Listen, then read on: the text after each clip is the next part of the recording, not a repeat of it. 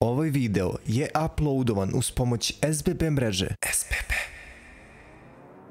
Veliki pozdrav svim gledalcima PCX YouTube kanala, ja sam Atila, na PCX forumu me znate kao Steamroller i danas ćemo vam premijerno predstaviti TT Esports Teron Plus Smart Mouse gamerski miš.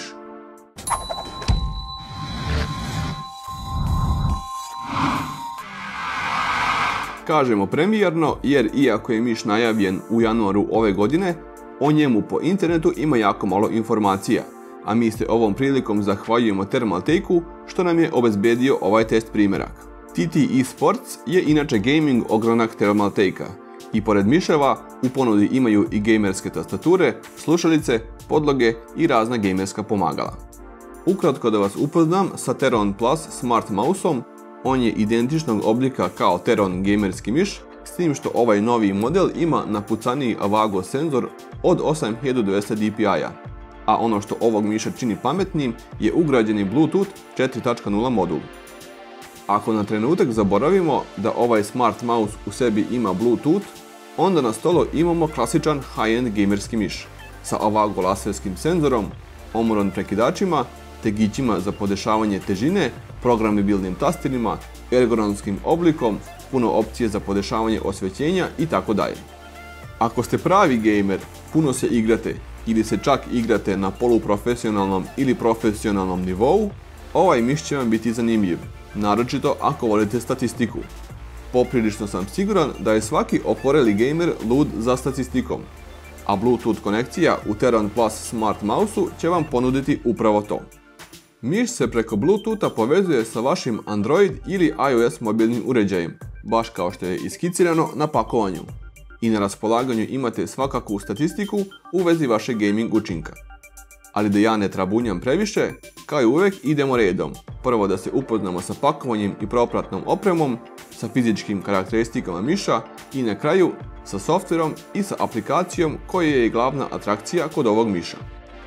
Na pakovanju je u više navrata naznačeno da je poenta ovog miša baš mogućnost povezivanja sa vašim pametnim telefonom. Na oba boka kutije je naznačeno da je u pitanju Teron Plus Smart Mouse, dok su na zadnjem dijelu kutije navedene neke bitne specifikacije miša, a otvaranjem prednjeg dijela kutije možemo vidjeti samog miša i saznati još informacija u vezi aplikacije za vaš pametni telefon.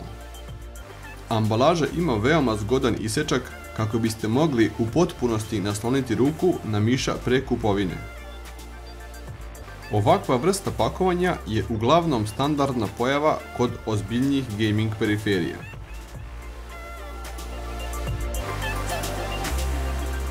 U propratnu opremu spadaju fina zaštitna vrećica za transport miša, dve cool nalepnice, knjižica sa informacijama u vezi garancije i uputstvo za povezivanje miša i dodatne informacije u vezi povezivanja sa mobilnom aplikacijom.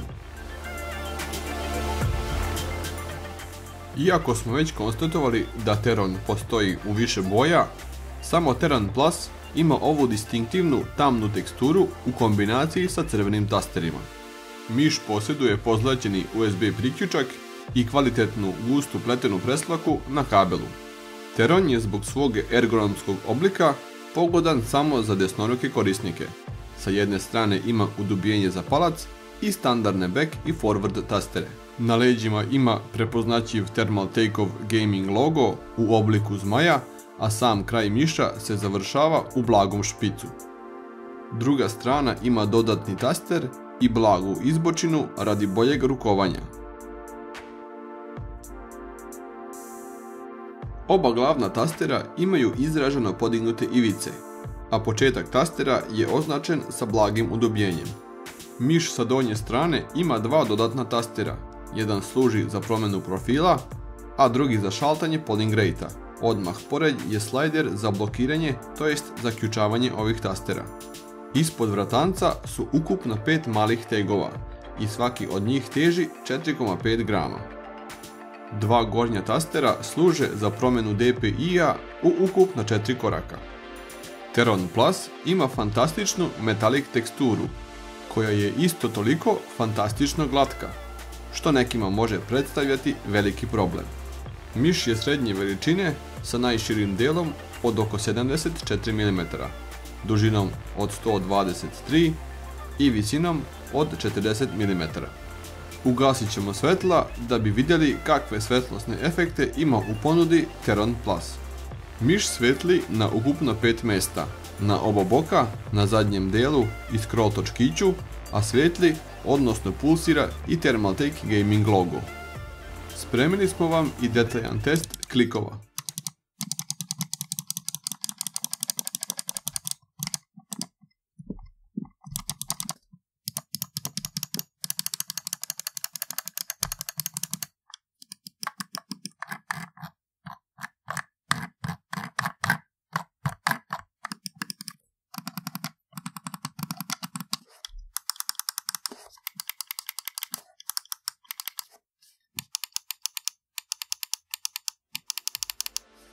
Evo su vam i mere test šake kako biste se bolje upoznali sa dimenzijama i oblikom miša.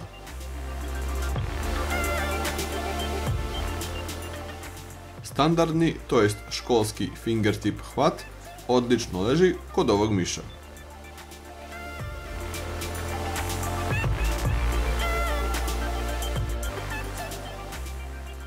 Claw grip može da prođe, ali će nekima verovatno smetati podignute ivice na tasterima.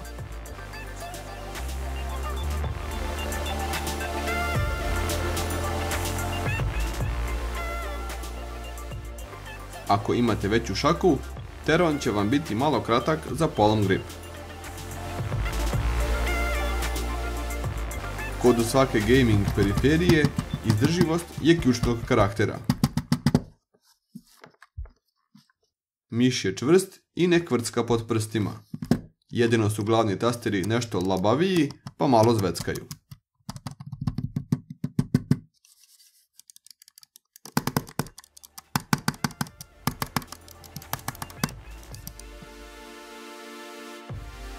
Rastavljamo miša da bi se uverili u kvalitet klikova i tačnu oznaku laserskog senzora. Usput ćemo vam i pokazati postupak rasklapanja.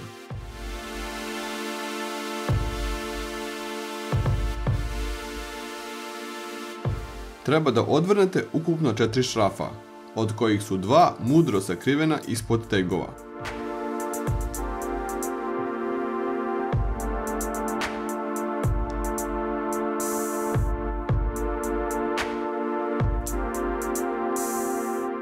Sa čvrstinom miša smo još više oduševljeni, s obzirom da se ceo miš rastavlja na 4 individualna dela.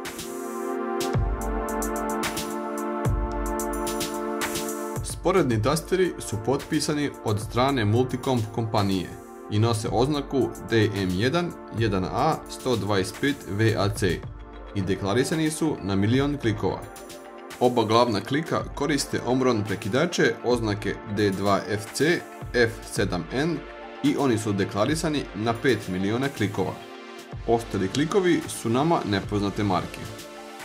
Da bismo pristupili senzoru, moramo odstraniti gornju štampanu ploču, pa ćemo vam usput prikazati i taj postupak.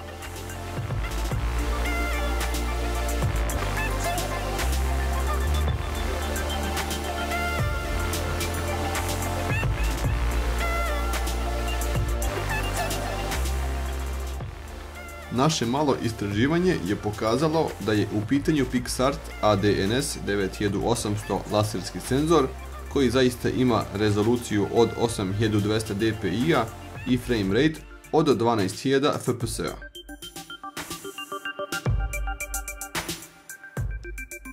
Pogledat ćemo malo detaljnije i gornju štampanu ploču na kojoj se inače nalazi i Bluetooth modul. Vreme je da se pozabavimo sa softverom za koji će vam trebati internet konekcija kako biste ga skinuli sa oficijalnog sajta. Interfejs je malo šaren i nepregledan, ali brzo ćete naučiti gdje se koja opcija nalazi. Pod opcijom Performance vam se nalaze sva bitna podešavanja za DPI, brzinu kursora, vreme odziva, podešavanje osjetljivosti prilikom podizanja, to jest lift-off kontrola, osjetljivost scroll točka i sve ovo možete podešavati za sva 4 koraka individualno.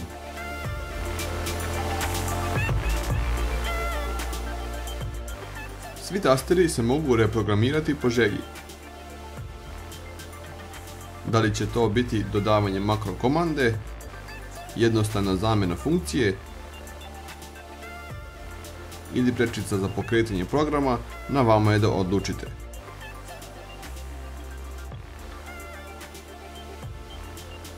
Meni za snimanje makroa ima sve neophodne opcije za pravljenje naprednih makro komandi.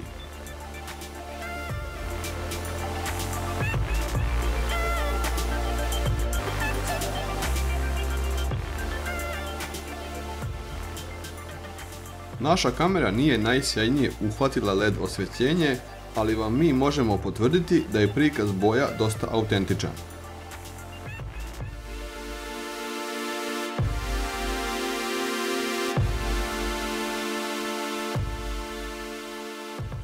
Svaku tačku osvjetljenja možete posebno podešavati. Jedino nam je krivo što ne postoji opcija za kontrolu pulsiranja na logovu. Drugim riječima, on će vam uvijek pulsirati ili će biti skroz ugašen.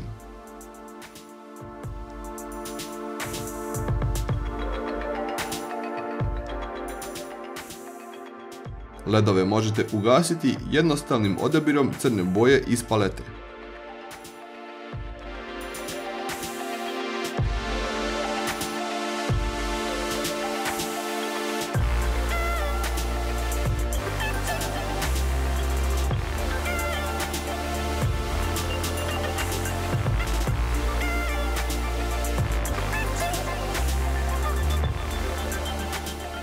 U okviru softvera imate i prečicu ka linku koji vas vodi na Thermaltake eSports sajt, gdje možete pogledati vašu statistiku koju ste zabeležili uz pomoć Theron Plus Smart Mouse-a.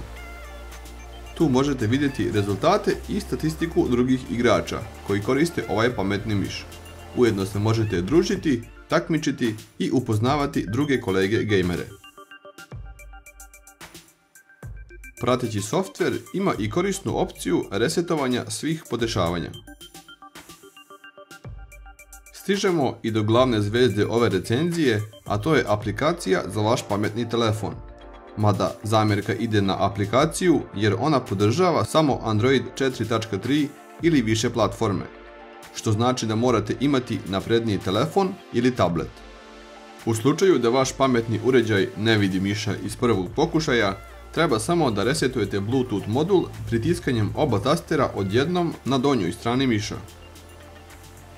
Preko aplikacije možete pratiti u realnom vremenu koju je daljinu prešao miš, koliko imate akcija po minuti i koliko puta ste podigli miša.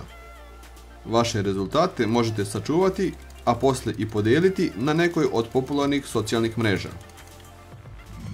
Ostavljamo vas malo da pogledate kako aplikacija u realnom vremenu beleži moje pokrete dok igram Quake Live.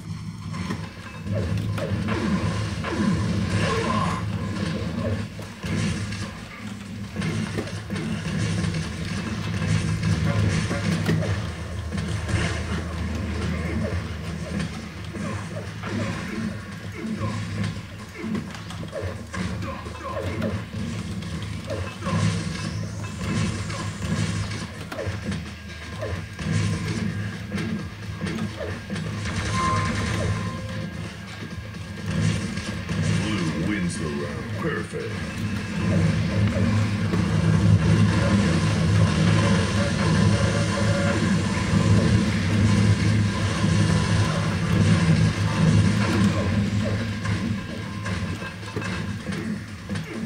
Round begins in 3, 2, 1, fight.